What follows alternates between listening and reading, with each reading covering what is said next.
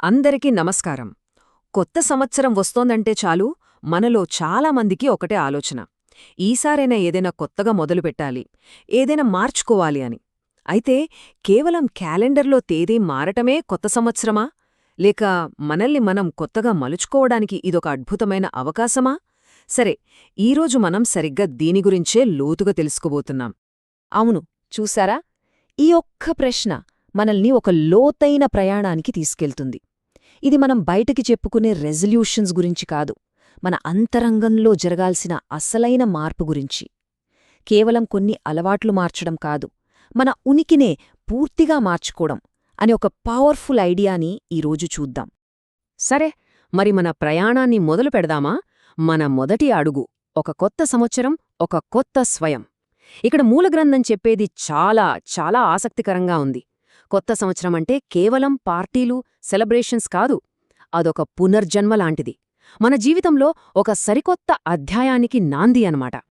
ఈ మార్పుని ఒక అందమైన రూపకంతో పోల్చారన్నమాట. గడిచిపోయిన సంవత్సరంలోని మన పాత శ్యామస్వరూపాన్ని, అంటే మనలోని నెగటివ్ కోణాలను, చీకటిని వదిలేసి ఒక సుందరమైన కొత్త స్వరూపంలోకి, అంటే వెలుగులోకి అడుగుపెట్టడం. ఈ ఆలోచనే పరివర్తనకు ఎంత శక్తివంతమైనదో కదా. ఈ ఆలోచన ఎంత శక్తివంతంగా ఉందో చూడండి. నిన్నటితో మన పాత జీవితంలోని చివరి రోజు అయిపోయింది.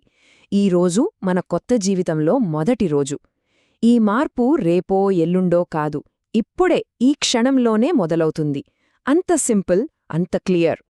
సరే, మరి ఈ మార్పును సాధించడం ఎలా? ఆచరణలో పెట్టే మార్గమేంటి? ఇక్కడే మహాదానిగా మారడం అనే కాన్సెప్ట్ వస్తుంది. అంటే నిరంతరం ఇచ్చే ఒక గొప్ప దాతగా ఎలా మారవచ్చో ఇప్పుడు చూద్దాం.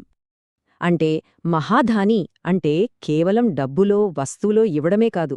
దానికి మించి ఇది మన ఉనికితోనే ఇతరులకు సేవ చేయడం. మన ఆలోచనలతో, మన మాటలతో, మన చేతులతో ప్రతి క్షణం ఇస్తూనే ఉండటం.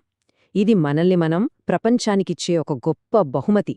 ఇది ఆచరణలో ఎలా ఉంటుందో చూద్దాం రండి. చూశారా ఎంత సింపుల్గా ఉందో?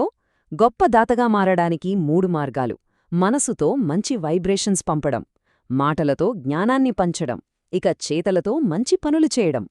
ఈ దారి ఎవరికైనా అందుబాటులోనే ఉంటుంది. మనం చెయ్యాల్సిందల్లా ఆచరించడమే. సరే, ఇక మన తరువాతి విభాగానికి వెళ్దాం. మన ఈ మార్పు ఎంతవరకు వచ్చిందో ఎలా తెలుస్తుంది? ఎలా కొలవాలి?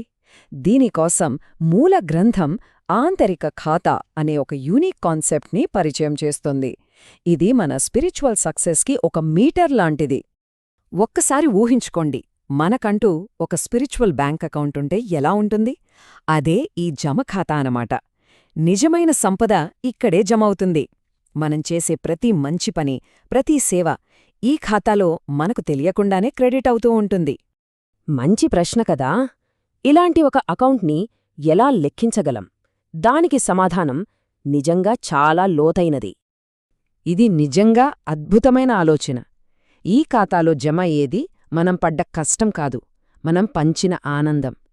మనం ఎవరికైతే సేవ చేస్తామో వాళ్ల ముఖంలో కనిపించే సంతృప్తి, మన గుండెలో కలిగే తృప్తి, ఈ రెండూ కలిస్తేనే ఆ ఖాతా నిండుతుంది.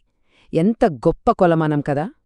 అయితే మన ఈ ఇన్నర్ అకౌంట్ నిండకుండా మన మార్పుని అడ్డుకునే అతి పెద్ద అడ్డంకి ఒకటుంది.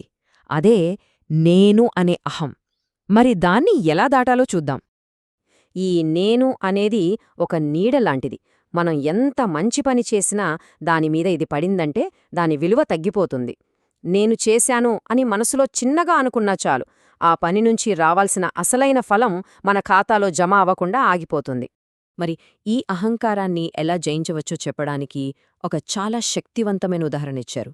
వ్యవస్థాపక వ్యక్తి అయిన బ్రహ్మబాబా తన జీవితంలో ఏ పని చేసినా నేను చేస్తున్నాను అని ఎప్పుడూ అనలేదట. ఏమనేవారంటే, ఆ భగవంతుడు నాతో చేయిస్తున్నాడు అని. చూసారా, ఆ వినయమే ఆ నేను అనే భావాన్ని దాటడానికి దారి. సో ఆ అహంకారం అనే తాళాన్ని తెరిచే బంగారు తాళం చెవి ఇదేనన్నమాట. 3 సింపుల్ వైఖర్లు.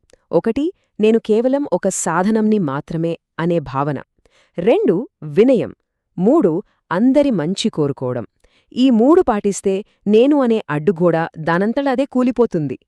సరే, మనమిప్పుడు ఈ మొత్తం ప్రయాణం యొక్క ఫైనల్ డెస్టినేషన్కొచ్చేసాం. ఇది చాలా చాలా పవర్ఫుల్ ఇంకా ఇన్స్పైరింగ్ గోల్. అదేంటంటే ఒక దైవిక దర్పణంగా మారడం. అంటే ఈ కొత్త సంవత్సరంలో మనం ఇతరులకు ఇవ్వగలిగే బెస్ట్ గిఫ్ట్ ఏంటి? అది గ్రీటింగ్ కార్డ్లో, వస్తువులో కాదట. మన కొత్త రికార్డ్, అంటే అడ్డంకులు లేని ప్రశాంతమైన మన ఉనికిని బహుమతిగా ఇవ్వడం. దీనికన్నా గొప్ప కానుక ఏముంటుంది చెప్పండి? మనం చేరుకోవలసిన అసలైన గమ్యం ఇదే. మనల్ని చూసినప్పుడు ఇతరులకు వాళ్లలోని దైవత్వం గుర్తుకు రావాలి. మన ముఖం ఒక స్వచ్ఛమైన అద్దంలా మారి ఎదుటివాళ్లకు భగవంతుడి ప్రతిబింబాన్ని చూపించగలగాలి. ఇంతకంటే గొప్ప లక్ష్యం ఏముంటుంది? సరే, ఈ విశ్లేషణను ఈ ఒక్క ఆలోచనతో ముగిద్దాం. ఈ సందేశాన్ని మనమందరం వ్యక్తిగతంగా తీసుకొని మన సొంత ప్రయాణం కోసం ఒక లక్ష్యాన్ని పెట్టుకోవాలి. ఈ కొత్త సంవత్సరంలో మన ప్రతిబింబం, మన అద్దం ప్రపంచానికి ఏం చూపించబోతోంది?